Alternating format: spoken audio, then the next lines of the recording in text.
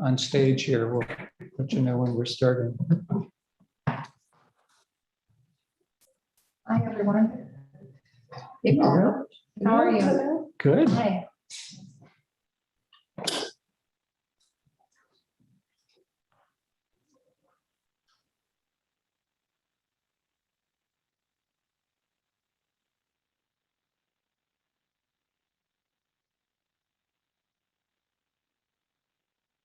Commissioners to order. This is a special meeting pursuant to notice. And for the record, we had no public comments in advance of this meeting or speakers here today. I'll just say for the record that all commissioners are present here physically in our meeting room. And our first order of business is city procurement discussion. And we're happy to welcome the city manager. Paula, would you like to start with an opening, or how would you feel free to come up and. Thank you.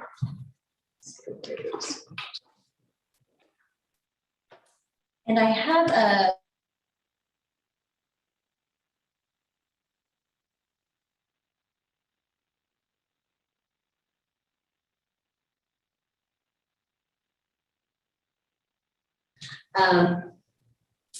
I know that this procurement issue has been in focus primarily because of the vote doc. So I want to kind of start there, and we can work our way through the other issues. But as I said in my email to all of you, when I sent the memo, we have requested waivers from the two respondents so that they can come in and present to the board. We've received a waiver from Hafner. We have not yet received a waiver from Queen City Riverboat. So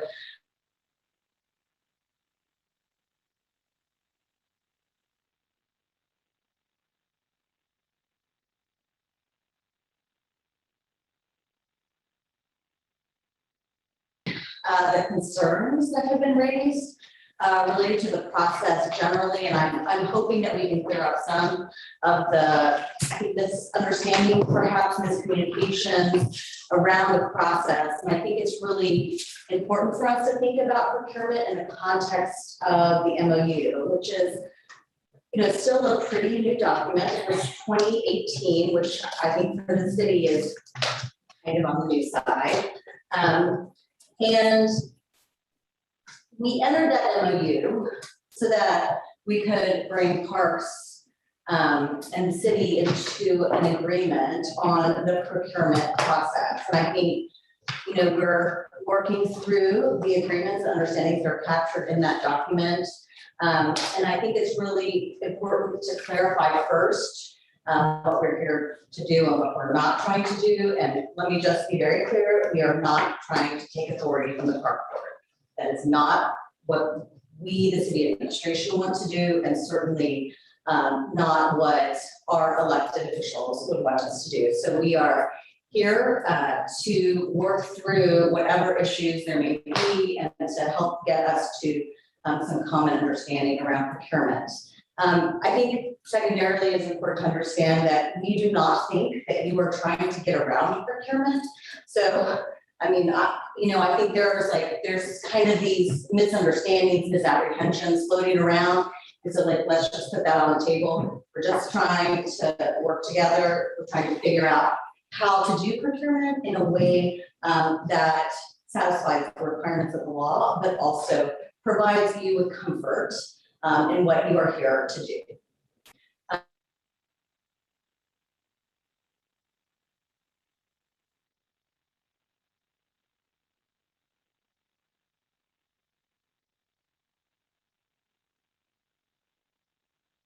I'm sure I speak for my colleagues as well. We absolutely buy into the fact that we are part of the city of Cincinnati, and we do want to be able to follow and be sure that when we do procurement, we're doing it the correct way. So, and we very much appreciate the work that you've put into the document that you sent us, and also just being here today to talk through this with us. So from my standpoint, I'd just like to go ahead and go through, and whatever you've got to present to us, that'd be great. Okay, wonderful. Thank you, Paul. So I only have a couple of slides, and I wanted to start with typically how departments are involved in procurement. And that really begins with deciding what we want to procure. And the department has to determine whether they're going to use an invitation to bid or an RFP, or in some cases an RFI. And I know that that term RFI is something that is probably new, that hasn't been talked about before, but it probably was the right tool for the book doc. Yes. So now we know. And it's too bad we had to go through all of this to get here, but in the future, that is an option. And so typically, as I said, the departments decide what they want to procure and the specific requirements of the RFP and what exactly we're going to care about. Mhm. What are the criteria and how important are those criteria when we score? And then the department also provides their recommendations for an evaluation panel. So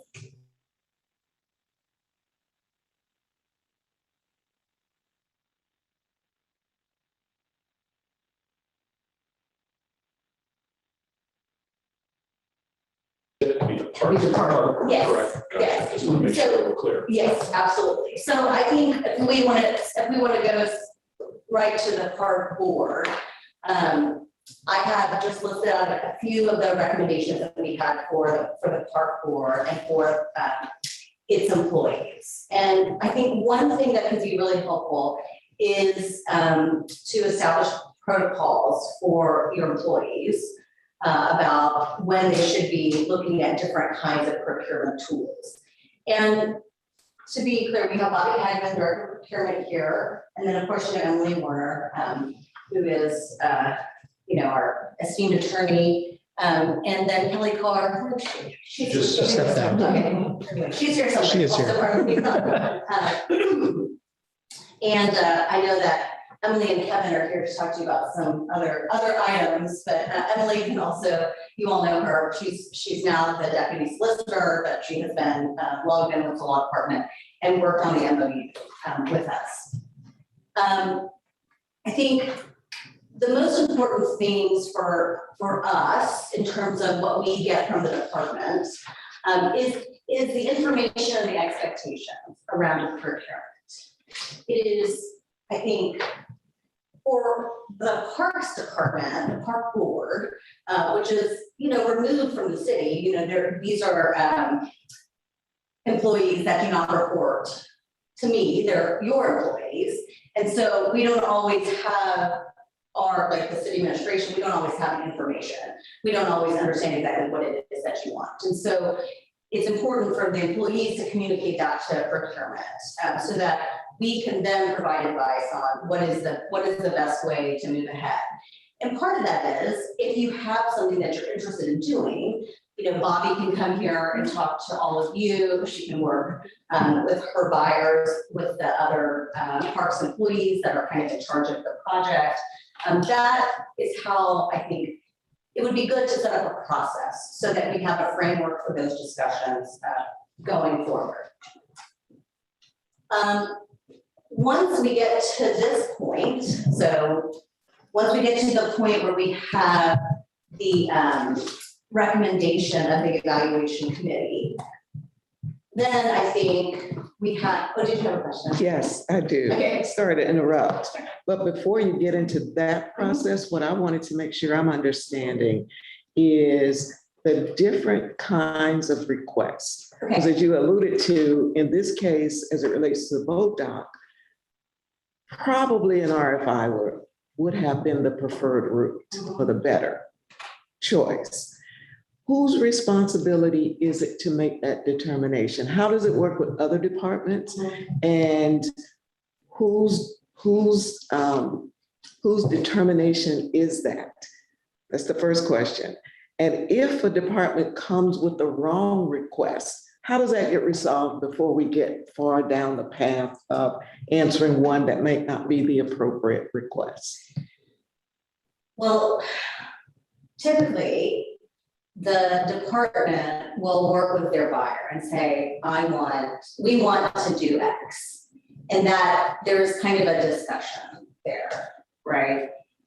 If it's a project that is generated from the city manager's office, then we would decide, like, I would talk to Bobby and I would say, hey, Bobby, I have this idea for X.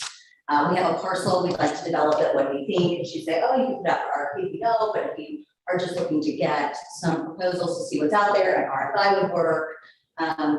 These are, this is like it's just kind of an iterative process. I think for the park board, it would be important to have that discussion upfront before you, particularly if you know it's going to be a big project that you're not quite sure exactly precisely what you want. Then the conversation should be really between the board and staff.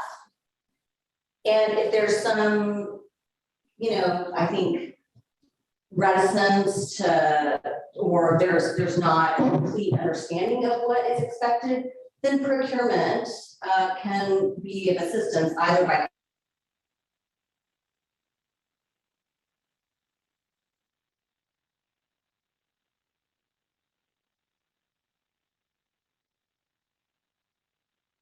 no way, that's not the right, you should do something different. I mean, we're going to work with you and try to find the best solution.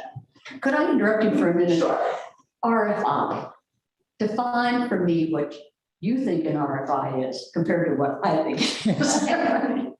Well, ours is a request for information. And Bobby is here, who could explain it more, I think in more detail, but it is just generally a request for people to provide you with some ideas of what they might do on either a specific parcel or with a specific amount of money, or, there's like all kinds of ways you could put out an RFI. But you're just requesting information, what's out in the market. And then when those come back, those responses come back, those are public. Because they're not bidding against each other. There's nothing, specific or priced. They're just kind of ideas or really broad proposals. And so those could be shared with the board. So those come back to the board. We can see all of that. And Right. everything. Okay. So it seems to me that an RFI is more appropriate when there's basically a blank sheet in front of us. We got a river and one boat dock. We have no clue what it is. So RFI, get all the ideas, and then it's a filtering process, first stage of filtering process. So people could have come forward with proposals for a marina without me, but would there be price tags? Would they say, yes, here's my idea for a marina and it's going to cost $1.5 million. And then B comes forward and says, well, this is my idea. And I can do it for $1.4 million. Two different ideas.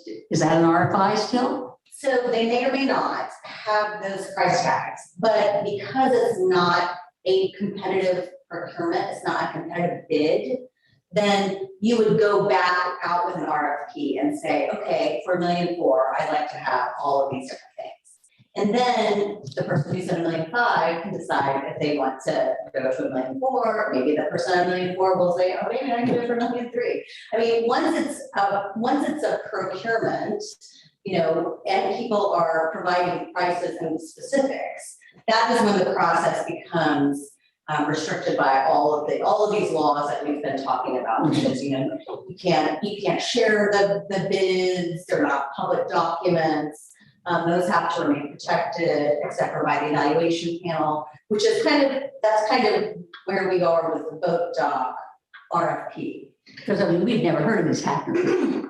So with an RFI then, if there were 4 bidders that came, not bidders at that point, if 4 people that responded with information, we would then still be able to call them in and discuss these with them. These different ideas, different approaches. Yes. So where I'm hearing is that once it becomes a request for proposal, that then has gone from just information gathering into the actual procurement process, which then leads to all of the rules and, okay, That's very helpful. that is very But helpful. going through that RFI, we have a sense of what's going to be showing up at the end of that RFP. So there's been design agreement, there's been designs in front of us.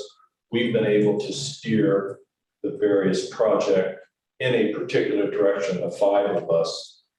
When we feel comfortable in that direction, then it shoots off to an RFP. We know where it's headed, we just don't know the pricing, et cetera, et cetera. That's all the confidential stuff. But, you know, with the boat dock not having done the RFI, having gone straight to the RFP, we didn't know what we were going to see. So that was a missed opportunity on our part to at least get a look at potential design options from the various submitters. Right, I mean, usually if a department does an RFI, they are using the RFI responses to develop their scope, their RFP scope. Sure. Those can inform what ultimately occurs or appears in the RFP. Right. So it could be pieces from the 4 different people. Right. We're in charge of writing that. That's right. So we are specifying exactly what it is we want procurement to go out and price. Exactly. And it could end up that once that is put out, the 4 people who came to us with an RFI could bid on it or not. But at that point, it is very specific around what it is we're asking for pricing on.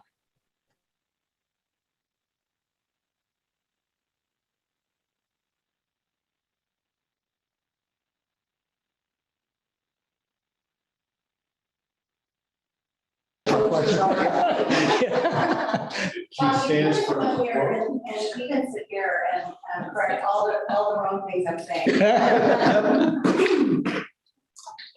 So RFQs are when we have something that we have in mind. So, for example, for the forensic audit, we did an RFQ, right, for the forensic audit, which is not to bring up a sad subject, but we had some council members that were and indicted, and the vice mayor requested a forensic audit of development deals over the last 3 years. So we had an idea of what we wanted.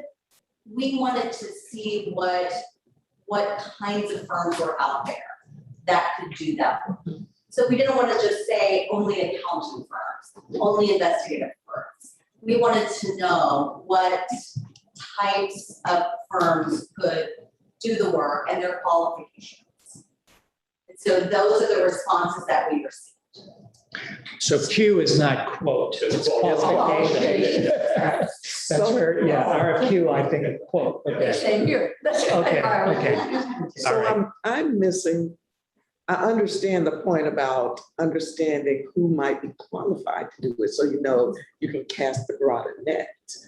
But what I'm confused by is the steps. If I do an RFQ, then I come back with an RFP or not.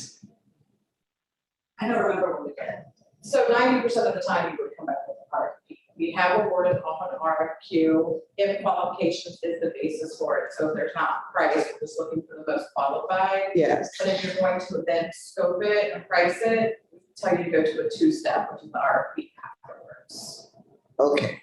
In that case, Pull what it- out your most qualified and then shoot the RFP to your shortlisted qualified firms. So say you get 100 and you go down to 5, some of our it's just number. so you can focus an RFP. Okay. That was what I was missing. Yeah, I was- Because I thought everybody, because I thought that was the whole point of the RFP, is that everybody has an equal chance to bid. But if you're going to narrow the scope of it to those that you identified in the RFQ, how's that fair? Because we're looking for qualifications, so we want to make sure you're qualified to do the work scope. So we'll send that out and say, we need an architect, we need this set of qualifications. because we have this idea, we're not sure exactly what our idea is yet, but we need to make sure that people are qualified to build it, do whatever. So we'll get the qualifications, they'll be ranked based on experience, similar projects, things like that. And then we'll narrow it even deeper and say, this is exactly what we want. We want you to price it, qualified people. And that is not classified material. The RFQ stuff that comes back isn't only for your department to see. We could see the responses to an RFQ. No, we keep that Yeah. classified until the procurement is over, until contract. Once it's shortlisted, that becomes public, but until it's shortlisted, we keep that. So say you get 100, you shortlist to 5, those become public knowledge. We send out a letter saying we intend to go further with you.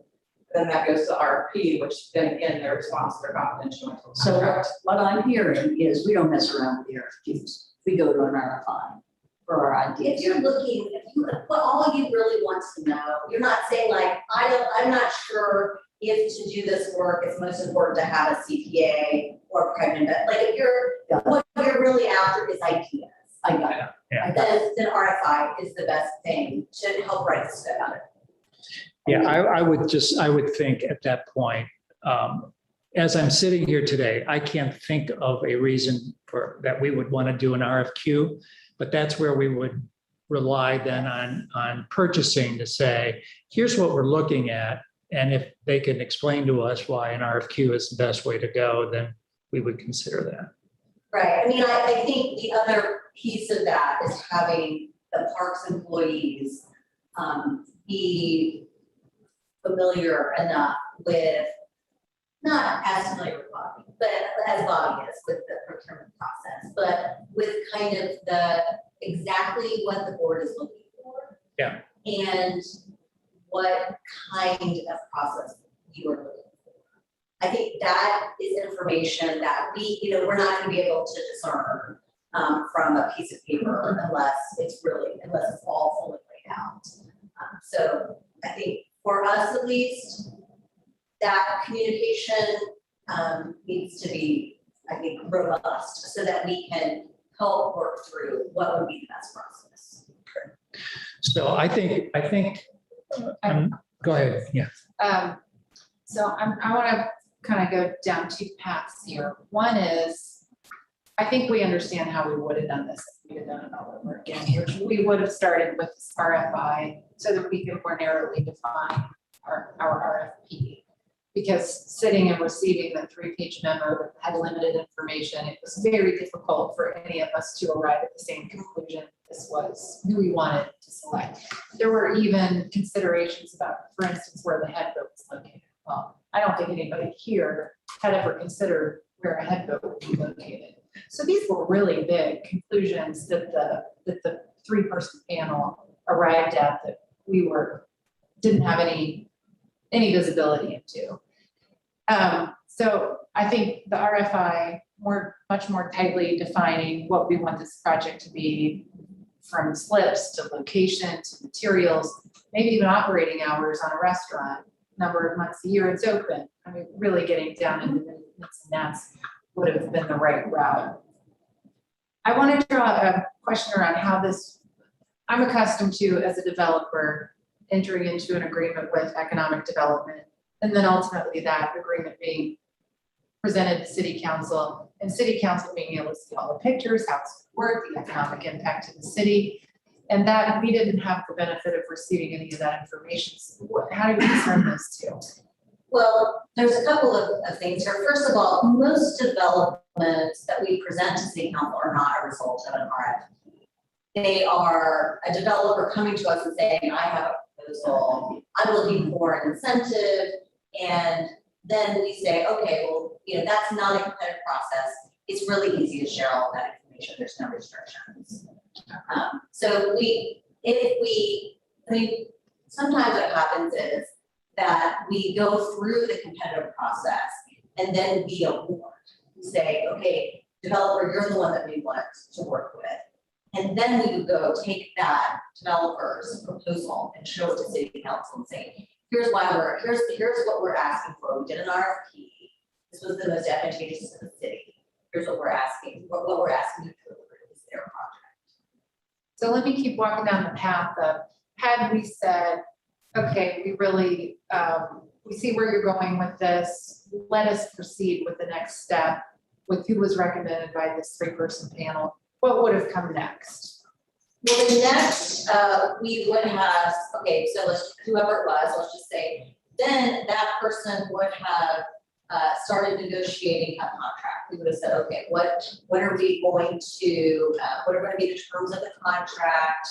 And we would have started working through all of that with the department. And the department would have had some input. Yes, it's part of this contract. Okay. Yeah. Would have had some input into. Like all this is of your, that. would have been your this would be your contract, so. And would we then have visibility, we could have requested renderings. and- Once an intent to negotiate or an award occurs, then they could have come and presented to you and said, here's what we were thinking, because I'm not really sure about that.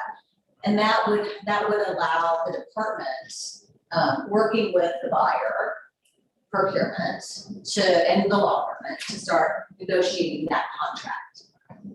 Thank you. This is an area that's still confusing to me. So if we got to the point where the 3-person committee and we agreed with that, then it would go to the department for negotiating, to start working with law and procurement to develop a contract.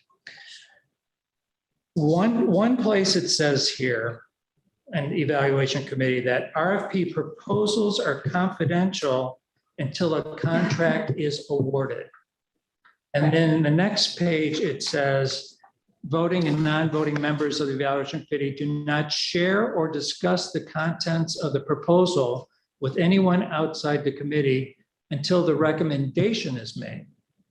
So once that recommendation is made, then that then is public for all of us? Which is it? Is it when the contract, first it says it's confidential until the contract is awarded. In the second place, it says it's confidential until the recommendation is made. Which is it?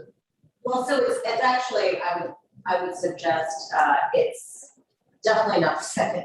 It may not even be the first, because the contract itself may not be awarded, it may be an intent to negotiate, right? We may say, we're intending to negotiate with you, and then the bid's gonna be. So coming out the winner of RFP just puts you into the next phase, which is developing the contract, negotiating the contract. Right. So whatever's in the RFP is not necessarily what we're signing up for. That just narrows down, okay, you're the winner of the RFP. Now let's get down to negotiating the specifics of the contract. I don't want to make it too confusing, but yes, that is true sometimes. Sometimes the RFP is, hey, we have this, this like piece of land right here that we'd like to sell. So we're gonna put it out to bid. Sure, pretty wide. Right. That is- Yeah, that is- there's not a whole lot Right. to Well, figure out. but let me go back. I mean, this is the crux, I think, of one of the major issues here, is how can the department negotiate a contract if we have not been allowed to see the proposals that have been provided? You're saying, how can the department itself negotiate a contract? Yeah, Well, if we haven't seen the proposal. so if there is an award, so let's not say it's an award of a contract, let's say, we say you have been a successful bidder in the RFP, we intend to negotiate. Okay, Then that allows you to see everything. okay. Not all the proposals, but the winning. You can see all of them. All the proposals. You can see anything, they're all public at that point. Say that again. Yeah, this is what's so confusing. That's right, that's the way we have not released because the negotiations fall apart with You're saying successful. the negotiations themselves, not until there's an actual executed contract, so then they can see them successful. To negotiate contract. Yeah, right. But not all proposals. No, Yes. until the contract is signed with the person that is selected. But So the winner of the process, the RFP, is the one with whom we can discuss the scope of the project. We can see drawings, we can all get to the same place as to what it is we're asking to be delivered. I mean, I do want to be clear that there has to be some relationship to the proposal. Yeah, sure, Yeah. yeah. But because we haven't seen anything, this is the first time we get to understand exactly what it is that bidder was proposing as a part of the RFP. Right. Okay, so, So let's follow that. Let's Yeah. follow So that. we're specifically talking about. So let's use the vote data as a good Yeah. example, because that's what we're yeah, all. that's what we, So in this case, the committee made a recommendation to accept a proposal. At that point in time, when that committee released it, should not that proposal have been made public to us? I mean, when the committee made the recommendation, It says here, when the recommendation is made, voting and non-voting members of the evaluation committee can share or discuss the content of the proposals with anyone outside the committee. this is once the recommendation that was signed, right? Like, that's the signature of so the recommendation right now is incomplete because it isn't signed. I haven't signed it. Yeah, there's a formal recommendation process. So everything that the city manager signs comes with recommendations made by the respective directors, Bobby, Kara. That's a formal recommendation. Right. Which had not been made, Right. but had been presented to the authoritative body. So if we have a signed Sorry, I didn't mean to step in. recommendation, no. Deputy manager.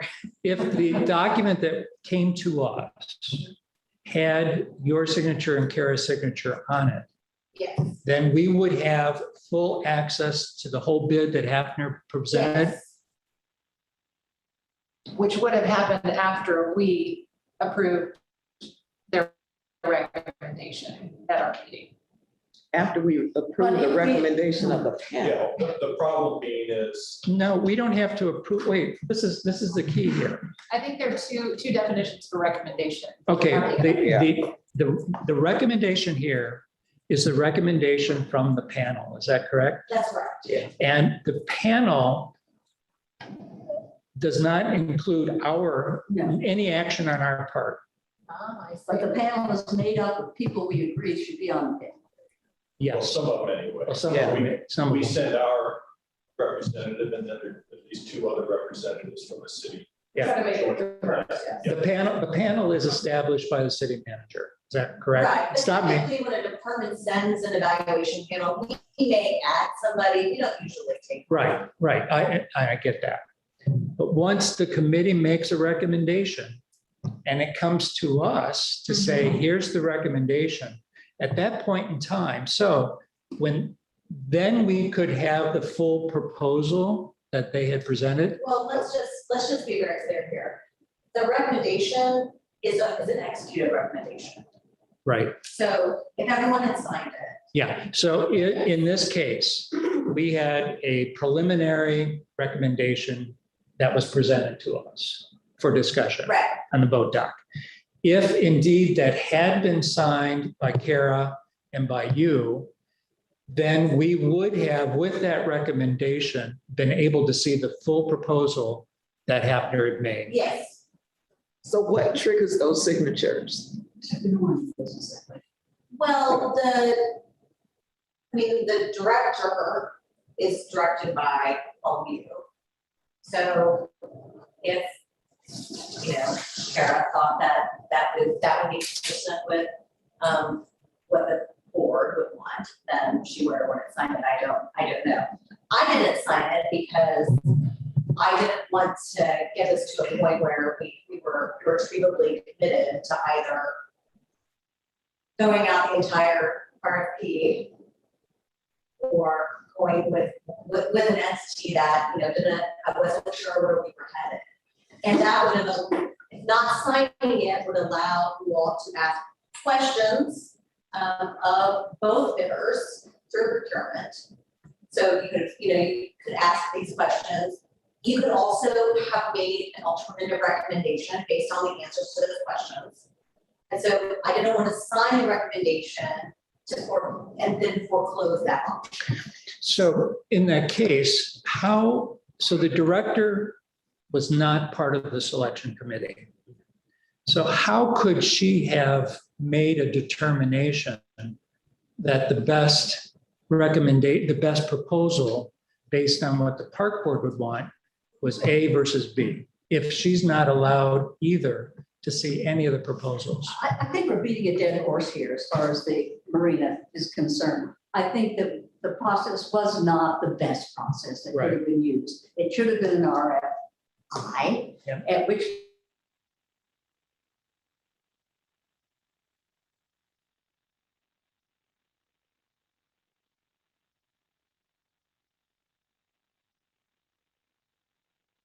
wanted to choose for an RFP. Okay, and then we would move forward with an RFP. I got it straight? And And I- just to add on to that, the RFP really is more getting down to the nitty gritty of pricing, timing, et cetera, et cetera. The first phase of it is the design, and that's to your point about beating a dead horse. This thing is, we understand now that having an RFI gives us the ability to see what the proposals are, to weigh in on whether we like this one, whether we like that one, to ask questions, et cetera, get a sense of what's the big deal if the head goes here, the head goes there. And then through that RFI process, us chewing it over, we come up with, we get comfortable in one or the other. Then the RFP goes out, and it's really not as important for us to see whether they're charging, $12 per linear foot for their gangplank or $20. It's a gangplank or whatever it is. There aren't so many questions out there, and the alignment would be more along with what's the best quality, what's the best price, the criteria, and the weighting of that criteria that's established.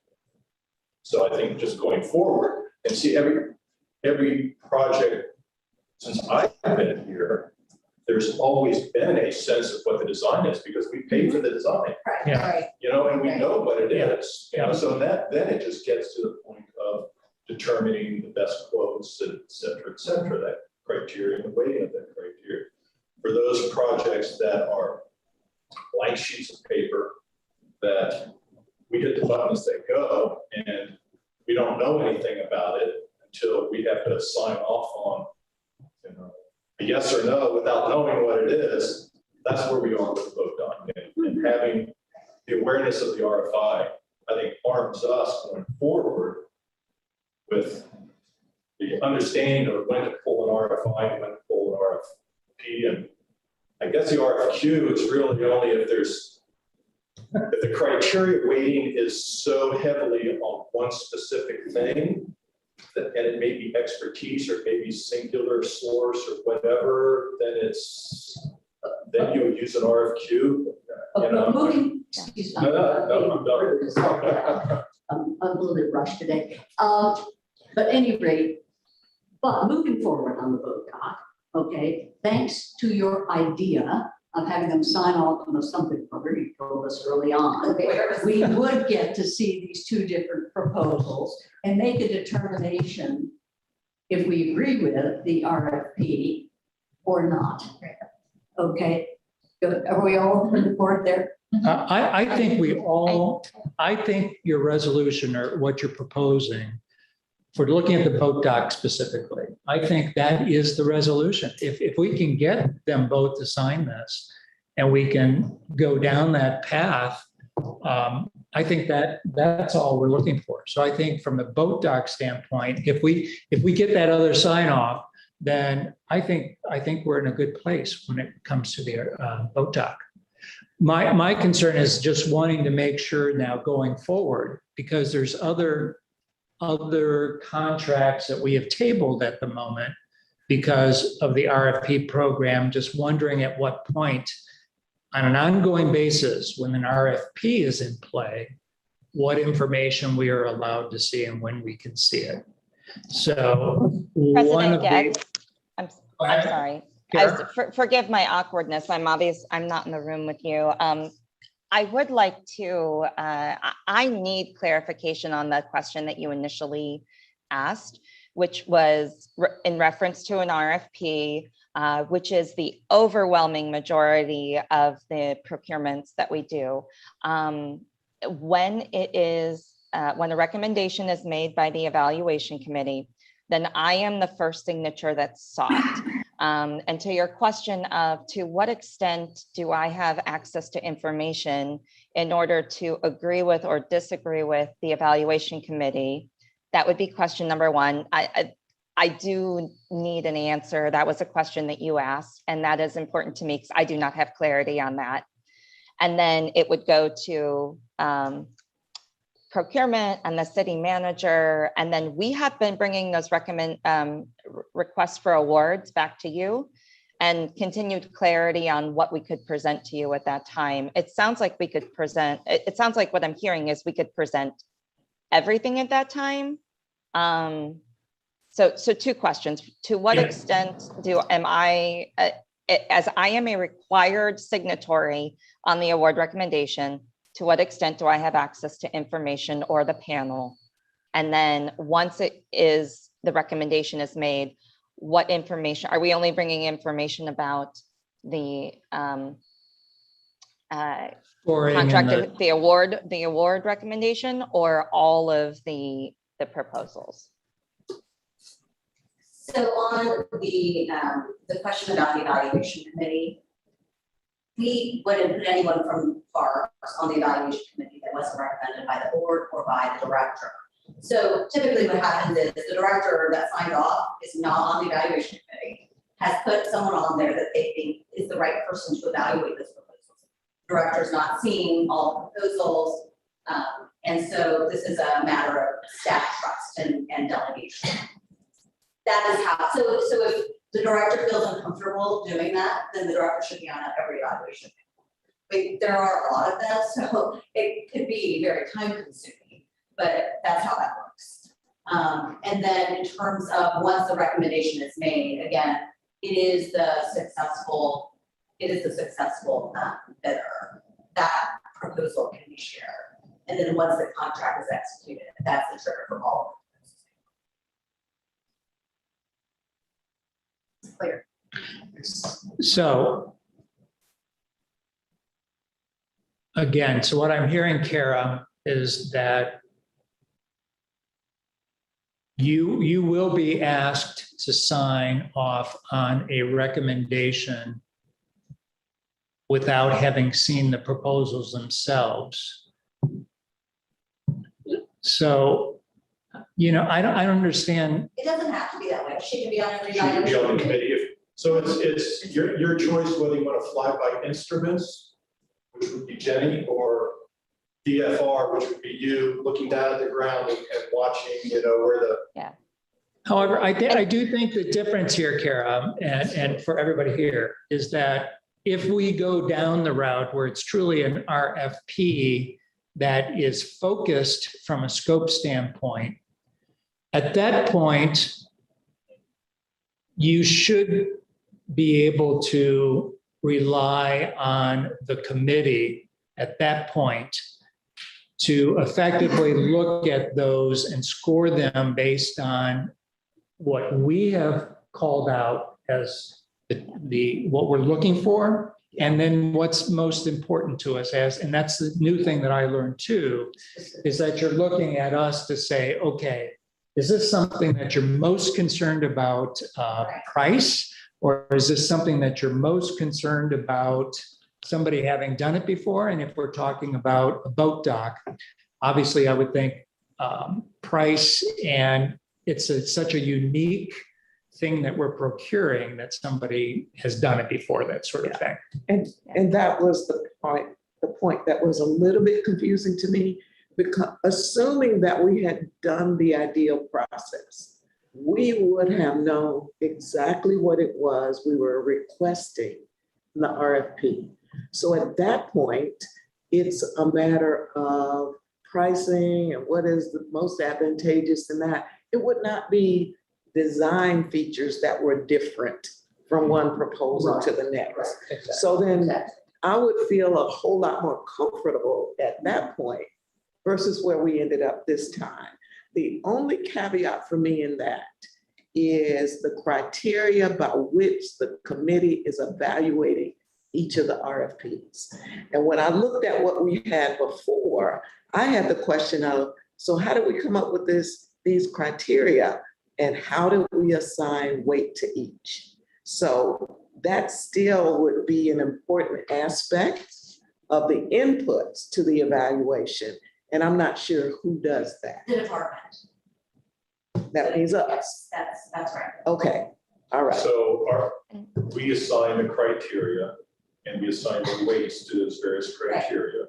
And I Yeah. noticed in, page, 3002, there was something that said, that gave an example of, this is not all the criteria, but here's a list of certain criteria. Mhm. What would be helpful, I think, for us is to see, and if there is a comprehensive list of criteria, what that would be. Or if, because most of what I've seen those 6 or whatever criteria repeatedly, and maybe there's 7 or 8 of them, but I know those 6 because I keep seeing them. But I'm just curious as to what is the universe of criteria since, and who would that be? Would that be Kara that really establishes that? Is it the park board itself? Would it be Jenny in this case, It's or? really up to the board to decide how Okay. its employees will help execute, carry out these And responsibilities. do those criteria change typically from project to project? They certainly should. They Okay. certainly And the weighting should change Sure. to some degree? Sure, I mean, Okay. there are some departments that always care about price, Yeah. Mhm. right? Some departments that always care about speed. Those are the typical ones that we see. And that might be the case for some of the procurements that the park board does.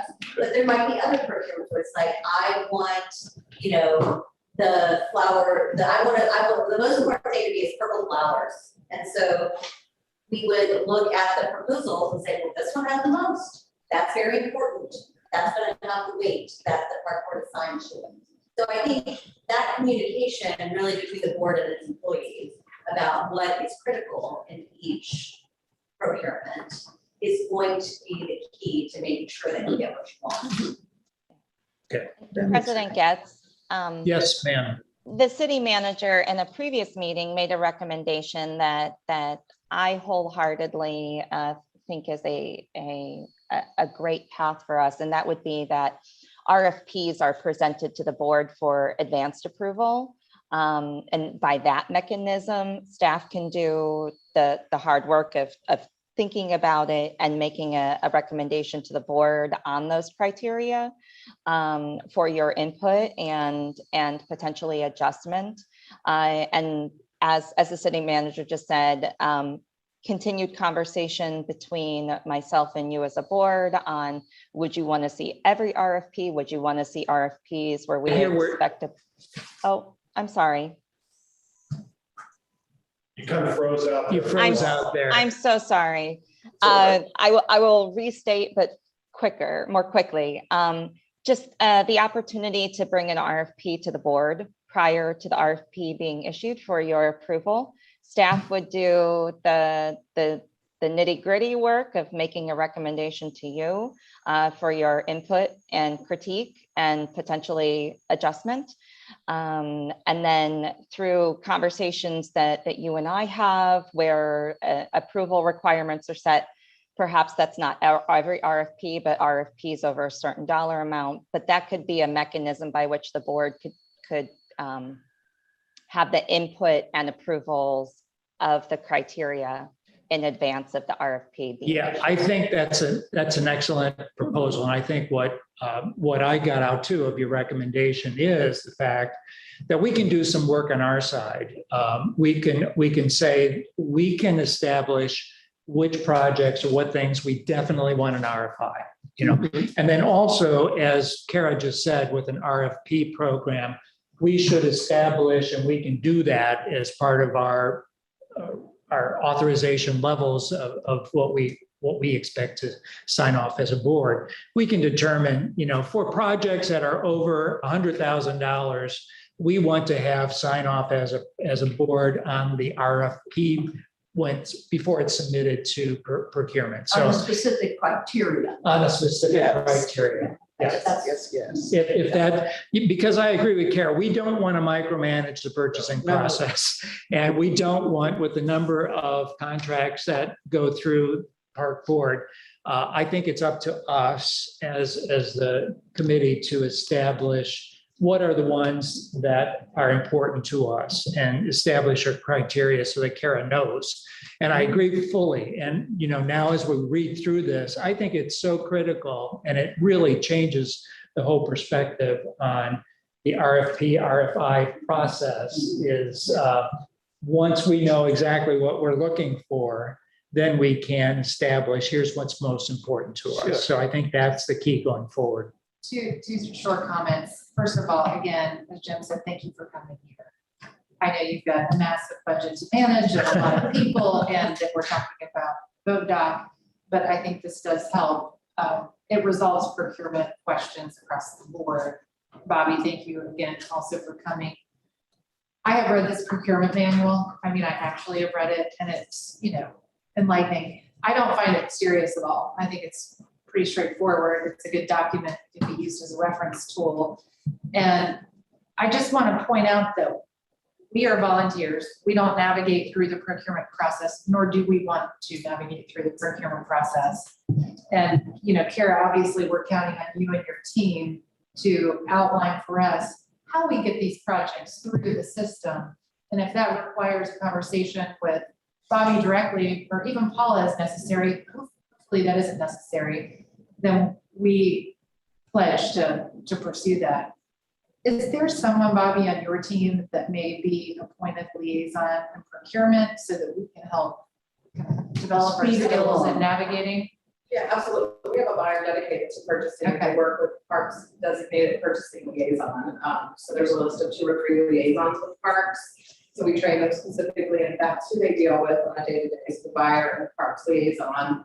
Talk about the projects, the best way to go. If there's questions we have, that's who they communicate through. So I can give you that name. So I think as important for us to review an RFP before it goes out is to have a point of discussion about what tools we use to navigate getting the vendor that's best suited for the project. Yeah. We would have gone a different route, certainly. If we understood this. Again, thank you. Thank you, Polly. And I echo all of the thank yous that she just said. The thing for me, and I did read this document as well, it was very enlightening.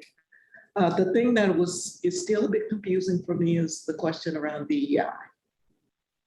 And that has tripped us up several times as we tried to progress projects. And it was a case this time. There were at least a couple of things that I did not understand. One was around the scoring, and it said the point system was 1 to 10. But I think the result we got was one of the vendors got a 0. So I wondered how that was possible. And I don't need to have that answered. I just wondered about that. But the other one was the fact that we get responses that don't address the DEI requirements that are like a point of entry, it sounds to me. So what are we doing that has people missing that and having us to cycle back so often? I think that is, I think the second question, that second issue is one that Bobby has been working on very hard, which is to make sure that whatever requirements there are around inclusion are clear.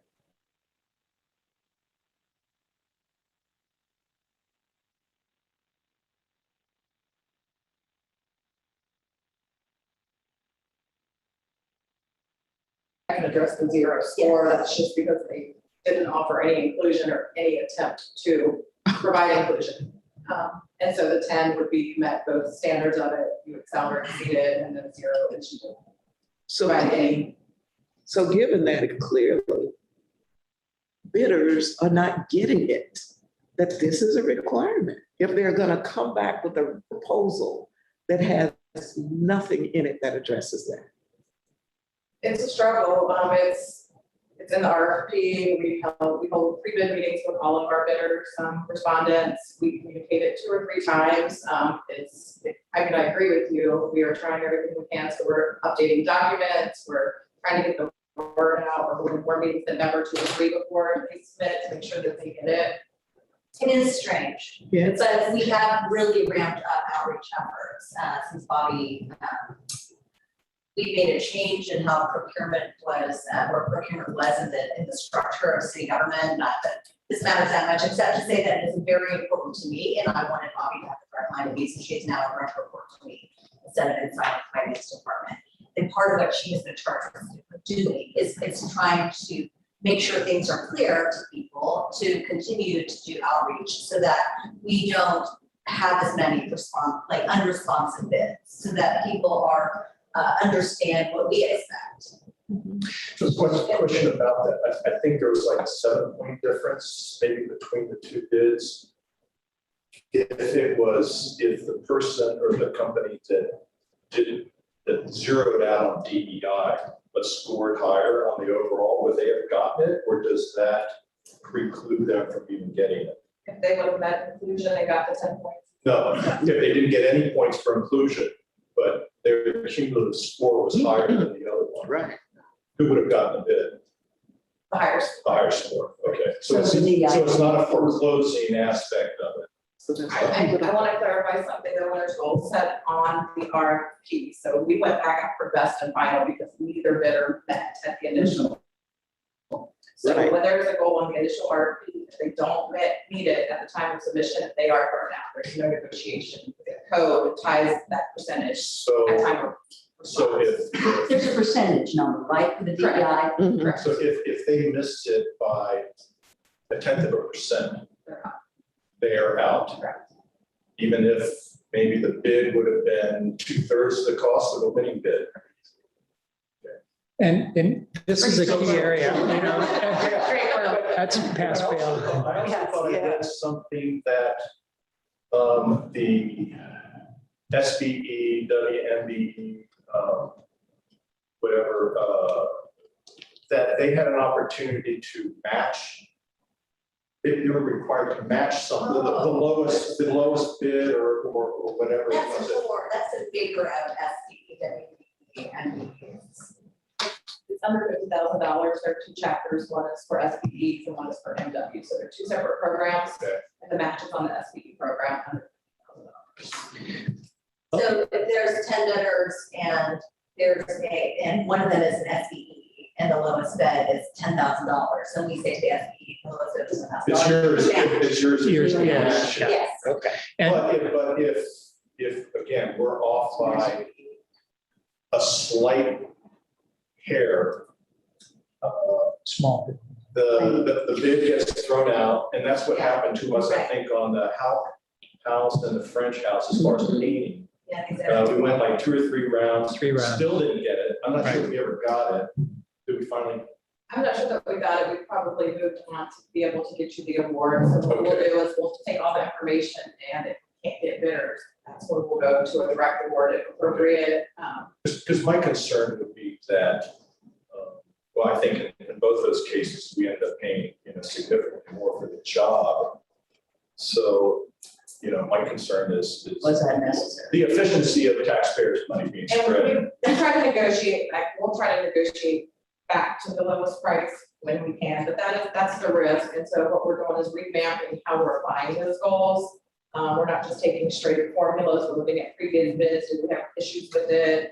We're looking at the market, so we're trying to get those goals to be more achievable on the first go around. Is there a degree of plus that the SBE or whatever has to be within the other bids? In other words, if the Mason comes in, Mason A comes in, not a minority or a woman or a small business, they come in at X, The other ones that win and come in at X plus 50%, there's no, we'll say, look, you still have to be within the range of this. You can come in with anything. I mean, I mean, the answer to your question is no, that the requirements for inclusion are set by the code. Okay. And it is a disqualifying event if you do not meet what has been put into the RFP as that threshold. So that has been a decision by city council that it may mean it's more expensive, but the benefits are worth the extra cost now. I'm not debating that, I'm just telling you that is the policy. Yeah. And so we are charged with executing that policy. Well, let me ask you this. Go We'll ahead. have an estimate, engineer's estimate as well, so the city provides that it's closed, and that's what we'll use. So if it comes in 3 times higher over the estimate, that tells us something's either wrong with the estimate or that they're pricing, too high, and so we do take a look at that, so that's our protection. So in that case, what do you do if they end up pricing it too high? We'll go back to the department and ask the engineers, basically, if you feel like your estimate's still good, have materials skyrocketed, do you want to revise the estimate? The director can recommend going over, it's the director's recommendation to us that they go over that amount because of factors that are outlined. So following that one through, because there's a few open items like this. So there's one that we were buying pumps for Twin Lakes at Eden Park. And the committee recommended one supplier, which was $150,000. And the number 2 came in at $75,000, but scored lower on the inclusion criteria.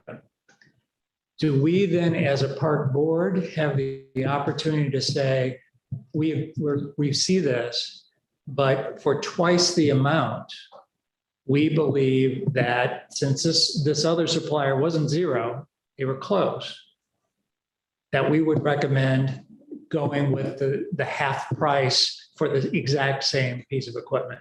One you're referencing is an ITV, so that's a bid, and that's lowest and best. So that's where specs become really important because the specs weren't clear. And so we give everybody the same opportunity. So they bid different items, and the Parks Department liked the other one. That's not what your spec said. So we can't throw out the other bidder because they met the initial spec. So that is lowest and best, and they met all criteria, so we would not give an opportunity for anything. We could throw it out, rebid it with tighter specs, but you would not have an opportunity to bypass that low bidder unless they did not meet your spec. Okay, so it was the fact that they were not speccing what was supposed to be spec kicked them out. But to follow Jim's example, we could have gone another cycle and say, wipe those out, do it again, make sure you bid, you spec everything the right way, potentially have gotten the same stuff for Right, half you need the a price. specific brand or something to integrate, or, the more specific you are, better you're gonna get the results. So a bid just doesn't give you, there's not criteria to weight. We look at its price driven. So as long as they meet what you spec, lowest will always win. So along that line, I'll say for the park board, and I'll speak for all of us, we clearly buy in and agree with the MBE, WBE, SBE program of the city of Cincinnati. We all agree with that. I'm trying to, every single time we go out for an RFP though, there's a process by which the goal, and it's called a goal for the SBE inclusion rate, it's different for every single contract that goes out. And if we are deciding what the weighting will be, why would we not, as a park board, I mean, is there a fixed amount that we have to weight the MBE, WBE, or? So there's a goal sheet, and what we see a lot, especially when departments don't know exactly what they want, they'll just put design. And that's gonna give you a goal that may not be achievable. The more that you can break that down, and the goals will be applied, you open your market to get better goals. So if you come in without scope, it's gonna get a different type of goal versus if you know, I need concrete, I need an architect, I need, you know, a list of things. So that's again to the department to really spell out the project based on the scope of your RFP. It'll get you better goals and Yeah. so where you want. So if we see, as Linda mentioned, there's been a number of times that that's the area that trips us up, and we go back to Brad's point 3 times on a paint job for a building. Are we allowed to establish the ranking or the rating or the scoring criteria 75% for price, 5% for DEI inclusion rates, and 20% for can you get the job done tomorrow? Sure, but they have to meet the established goals at the time of responses so that you can't negotiate them. So if there's a 2 and a 4, and they don't meet those, you will never see the proposals. Right. Rejected immediately. I think that's fair. I mean, I get that, but if we, But. If so- we don't- I think there's like a threshold issue, right? It's like, do you meet goals or do you not? If you do not, you're out. So then the weighting only applies to the ones that met. the met the goal anyway, Right, And it's something. But it's us that sets the goals. no, no. No. Well, and my understanding that DEI is, if the inclusion thing is a percentage but it's of not, of those employed. because right? it differs. Yeah. It's a criteria that I think we're going to try to sway people to get out of, because if there are goals on the project, that should tell you, it should be a yes or no answer, right? It was meant to give some points if they exceeded the goal. And I think it's just become one of those criteria that people throw in for, they need to fill in a gap or whatever. So it's criteria we're looking to get rid of if there's established goals on the project. And I hate to keep beating up this area, but it's, when you read the RFP manual, it says that the goals are established to generate to the maximum extent practical on all city RFPs, setting these goals. And then it says that we can submit a request for a waiver of the MBWE. And then it says down here, we will apply certain percentages on projects of $100,000 or more unless waived or reduced. Those words seem to say to me that this is not, that it's a fluid, that it's a fluid goal. And I'm afraid that we keep looking at it as pass fail. How does that work? Well, I think first, do we want to talk about DEI generally, that we have Procurement study and it has given us sectors within which we are allowed to require inclusion. And so that is where we then send, that's why what Bobby's saying about being more specific about the contract. Then we know, instead of like broad categories design, we know it is design of the specific thing with an architect with like, X, Y, Z. Then that further narrows the category within which inside of the Procurement study results, it's going to fall. And then we have information about how much capacity there is in the market in that specific sector of MBEs, WBs, and SBs. That is how the goals are set. The goals are set based on your specific procurement request in the specific sector and based on the capacity. That's why every procurement has a different set of goals. And so I think that it's not fluid in the sense that we're just kind of, deciding along the way. It's fluid in that it's highly dependent on exactly what you're asking. Okay. So in the case of these pumps, and I hate to go back to that, but it seems like it's a widget to me. You buy this widget here or there. And you're saying that it was because we did an ITB versus an RFP for those pumps? Correct. So I think the pumps, and I don't have all the information with me, but I think there was an installation component, which is where DEI goes. Those are not applied to commodity purchases. Okay. They're applied when there's a service, professional service, and construction. So I think there was an installation component. So the goal sheet got submitted to DEI, there's there's room in the market, so goals were applied to it. So the specs, price, and those goals are how you determine who comes up lowest and best. And if all three of those are met on an ITB, it goes to the lowest. Okay. So in the case of RFPs, it sounds like it is, we should be able to take the opportunity as we review those prior to submission to make sure that we've got as much information and as specific information as possible so that we can set DEI goals that are potentially achievable. And we don't get it kicked back because nobody was able to meet those goals. And Hey, I'm confused. I didn't think, we're not setting a goal. You No, guys- you guys set it. No, I We're don't. setting the criteria. We set the Criteria. criteria, which Yeah. encompasses some of that, and we establish the rating of that, or no? I'll use the vote doc, this is the real high, so the goal sheet came in and said vote doc. And so that's very broad. So when DEI set the goals, they're like, oh, there's design, there's gonna be construction, there's gonna be maybe some maintenance. So there's a broad goal set on this, $1.7 million project.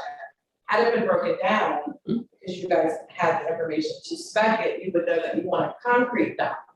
So we could have put a goal on concrete. It wouldn't have been as broad. It might not have been on the whole amount. So you would say concrete's 10%. Only 10% is going to get the goal applied to it. Yeah. So the more specific, the better we can. Yes, Apply the you goal. set the goal. So the Yes. more specific we can be, Correct. the more accurate your goal setting can be. Yes. So now you have a 2 and a 4 on a $1.7 million project where there's components that they can't subcontract, but because we didn't know, we applied it to the whole Yeah. contract. Sure, that makes sense to me. So how is, we can establish the criteria and the weighting of the criteria. Is that correct? Not for the goal. Except, You Not can, for you the can specific establish goal. the scope of the project, that's no weighting, but what you're doing we is breaking establish out the your. scope Yeah. of the project, but all of those criteria, speed, cost, blah, blah, blah. You also can say those are important to you, what weight they should have. Okay, but do we get to choose all of those? Can we just say, hey, out of 10 potential criteria, we only want to focus on 3? Sure, you could do that, but I just want to be clear here that the DEI requirements are not, it does not matter. if It's a you pass, fail, criteria or no. not. Like, those are Yeah. requirements on the Sure. Which will be determined through the scope definition Yes. of the work, which then gives you your formula to be able to go out and say, okay, Right. so much applied to this subcategory, that subcategory, and so on. Where some confusion probably has come up is because what Bobby was saying earlier is that some departments also in their criteria, in addition to what is required by law Mhm. for the inclusion, they also put in the criteria economic inclusion. Yeah. Like, So- are you increasing it beyond what the goal is? Okay. Right, And then right, so right. that point is right, that is something that some departments include. Okay. you which will go get up, them, you which can't will go get down. them extra points in the scoring. Yeah, yeah, okay, yeah, that makes sense. You thought that the 75,000 versus 150 had to do with DEI, but in fact it didn't. It didn't, it didn't, right, that's absolutely right. Specs. That's absolutely right. It wasn't apples to apples. Yeah, Well, yeah, yeah. are there any? But, I mean, Go just, ahead, yeah. following that, if we wanted to, could we have said, you know what, that's 75 grand. Let's go back, we got time, let's go back and redo that, try and, save some of that 75 grand. That is within our, You do not have our to rights and accept, options to you do do not, so. correct, you do not have to accept the results, Okay. you can go back and refine. So in this case, And what, would we have known that it was, we'll know right at the end of that process that they didn't win because of this or that? We send recommendations to the departments for concurrence, right? So, Okay. so when we get the bids in, especially bids, so, we know who's lowest right off the bat because we do a bid tab. So we will send back to the department for concurrence. If they come back and say, we don't want to give it to the low, we want to know why. Mhm. And if it's a reason that they didn't meet spec, that they had vendor troubles and it's documented, things like that, then we can bypass them. The department can look at that and see kind of where the specs, bids are public as soon as they close. That's the difference. Bids are, as soon as they close, public to everyone. Okay. So here's, let me make a final. Number one, I'll go back and thank you, but I really would like to express that we want to, as a park board,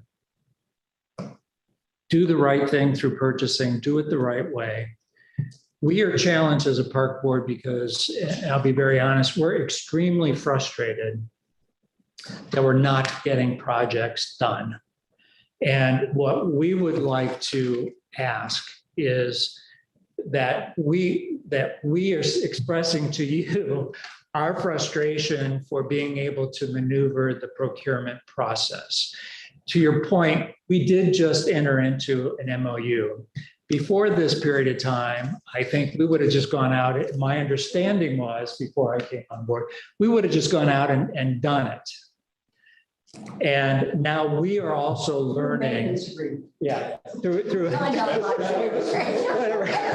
We are not, and we'll be the first to admit, we are not procurement experts.